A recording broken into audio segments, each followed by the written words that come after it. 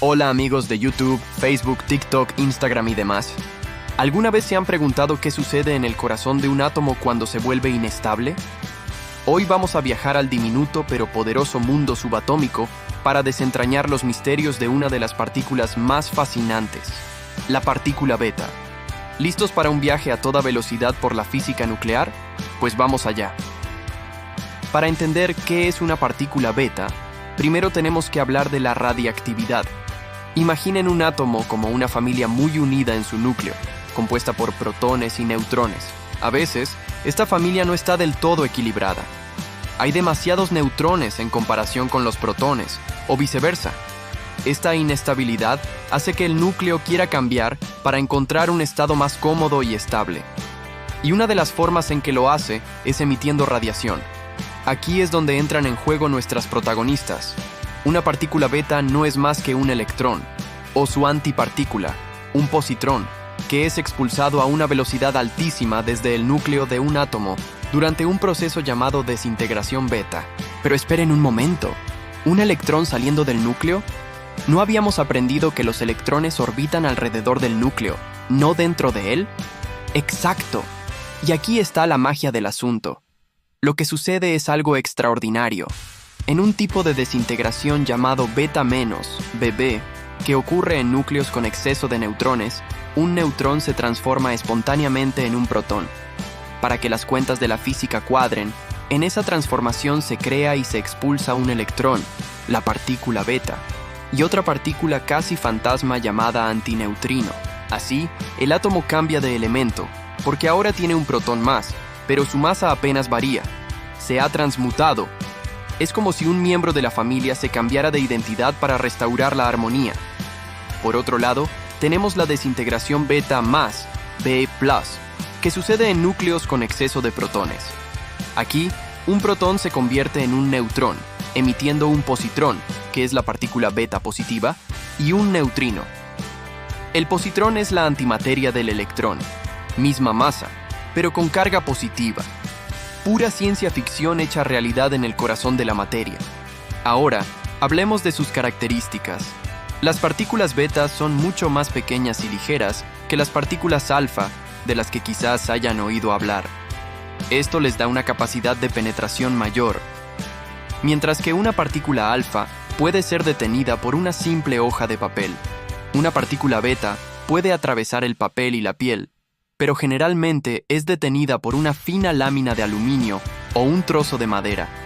Viajan a velocidades increíbles, a veces hasta el 99% de la velocidad de la luz. Esto las convierte en proyectiles energéticos muy potentes. ¿Y quién descubrió todo esto? La historia es apasionante y está llena de mentes brillantes. A finales del siglo XIX, científicos como Henri Becquerel y los esposos Marie y Pierre Curie estaban descubriendo el fenómeno de la radiactividad. Fue Ernest Rutherford, un gigante de la física, quien en 1899 clasificó estas misteriosas radiaciones. Se dio cuenta de que había dos tipos diferentes, a las que llamó alfa y beta, basándose en su poder de penetración. Rutherford fue el primero en identificar que las partículas beta eran, en esencia, electrones rápidos, pero la historia no termina ahí. Los físicos notaron algo extraño. La energía de las partículas beta emitidas no era siempre la misma, variaba. Esto parecía violar una ley fundamental, la conservación de la energía. Fue el brillante Wolfgang Pauli quien, en 1930, propuso una solución audaz en una famosa carta a sus colegas. Sugirió la existencia de una partícula neutra, muy ligera y casi indetectable, que se llevaba la energía faltante. A esta partícula la llamó neutrón, aunque más tarde Enrico Fermi la rebautizaría como neutrino, que en italiano significa pequeño neutrón, para diferenciarla del neutrón que ya conocemos. Así se resolvió uno de los grandes puzzles de la física nuclear. Muy bien, ya sabemos qué son, cómo surgen y quiénes las descubrieron. Pero, ¿para qué nos sirven hoy en día? Sus aplicaciones son más comunes de lo que podríamos pensar y abarcan campos muy diversos. Una de las aplicaciones más importantes está en la medicina. En la medicina nuclear, se utilizan isótopos que emiten partículas beta, como el yodo 131, para tratar ciertos tipos de cáncer especialmente el de tiroides. La idea es que este yodo radiactivo es absorbido por la glándula tiroides. Una vez allí, las partículas beta que emite viajan una distancia muy corta, destruyendo las células cancerosas cercanas con una precisión increíble, minimizando el daño a los tejidos sanos de alrededor. Es como tener un microcirujano actuando a nivel celular. También se usan en técnicas de diagnóstico por imagen, como la tomografía por emisión de positrones o PET.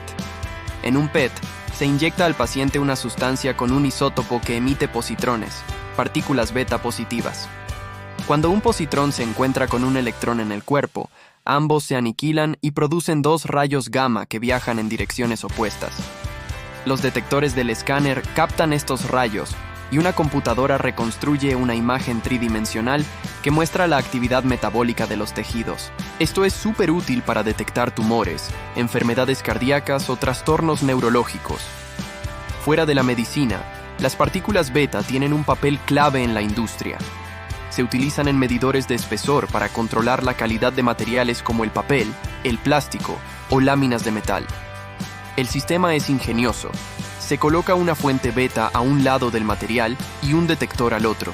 La cantidad de partículas beta que logran atravesar el material depende de su espesor. Si el material es muy grueso, pasarán menos partículas. Si es muy fino, pasarán más. De esta forma, se puede controlar el grosor del producto en tiempo real y con una precisión asombrosa. Otra aplicación interesante es la datación por radiocarbono, que nos permite saber la edad de restos orgánicos como huesos, madera o telas antiguas. El carbono 14 es un isótopo radiactivo que se encuentra en la atmósfera y es absorbido por todos los seres vivos. Cuando un organismo muere, deja de absorber carbono 14 y el que ya tiene comienza a desintegrarse, emitiendo partículas beta. Al medir la cantidad de radiación beta que emite una muestra, los científicos pueden calcular cuánto tiempo ha pasado desde que el organismo murió. Gracias a las partículas beta podemos abrir ventanas al pasado y conocer la edad de fósiles o artefactos históricos. Incluso en el campo de la seguridad, las partículas beta tienen su función. Algunos detectores de humo utilizan una pequeña fuente radiactiva, como el americio 241, que emite partículas alfa y beta. Estas partículas ionizan el aire dentro de una cámara, creando una pequeña corriente eléctrica. Cuando el humo entra en la cámara, interrumpe esta corriente y activa la alarma. Como ven, estas pequeñas pero energéticas partículas, nacidas de la inestabilidad de un núcleo atómico, han pasado de ser una curiosidad de laboratorio a una herramienta indispensable en nuestra vida moderna. Desde salvar vidas combatiendo el cáncer, hasta desvelar los secretos de la historia y garantizar la calidad de los productos que usamos. La historia de la partícula beta es un ejemplo perfecto de cómo la curiosidad científica fundamental, el deseo de entender cómo funciona el universo en su nivel más básico, puede conducir a tecnologías que transforman radicalmente nuestro mundo. Todo comenzó con unos pocos científicos observando un brillo misterioso en un laboratorio oscuro, y terminó con herramientas que salvan vidas y nos conectan con el pasado. Así que la próxima vez que oigan hablar de radiactividad, no piensen solo en peligro. Piensen también en el increíble potencial que se esconde en el corazón de los átomos, en partículas como la beta, que aunque invisibles, moldean nuestro mundo de formas que apenas empezamos a comprender. Espero que hayan disfrutado de este viaje al mundo subatómico tanto como yo. La física está llena de historias asombrosas como esta, que nos demuestran que el universo es un lugar mucho más extraño y maravilloso de lo que imaginamos. Si les ha gustado el video y quieren seguir explorando los secretos de la ciencia, no olviden darle a me gusta, suscribirse al canal y activar la campanita para no perderse ningún contenido. Déjenme en los comentarios qué otro tema científico les gustaría que exploráramos juntos. Gracias por acompañarme y hasta la próxima, exploradores del conocimiento.